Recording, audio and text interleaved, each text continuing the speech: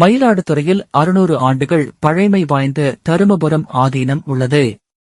சைவத்தையும் தமிழையும் வளர்ப்பது மட்டுமின்றி கல்வி, மருத்துவம் உள்ளிட்ட பொது சேவையிலும் தருமபுரம் ஆதீனம் கவனம் செலுத்தி வருகிறது.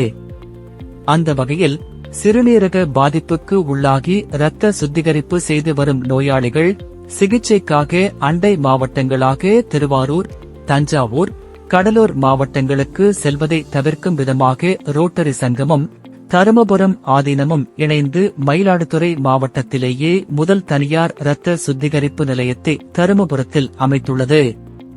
பிரேசில் நாட்டில் உள்ள ரோட்டரி சங்கம் மற்றும் மயிலாடுதுறை ரோட்டரி சங்கம் இணைந்து 36 லட்சம் ரூபாய் செலவில் ஜப்பானில் இருந்து தருவிக்கப்பட்ட 3 டயாலிசிஸ் இயந்திரங்களை தருமபுரத்தில் நிறுவியுள்ளனர்.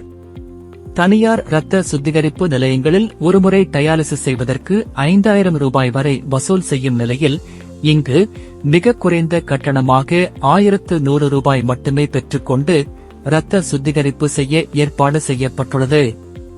இந்த இரத்த சுத்திகரிப்பு நிலையத்தை தருமபுரம் ஆதீனம் 27வது குருமகா சன்னிதானம் ஸ்ரீலஸ்ரீ மாசிலாமணி தேசிக ஞானசம்பந்த பரமாசாரிய சுவாமிகள் திறந்து வைத்து மக்கள் பயன்பாட்டுக்கு வழங்கினார்.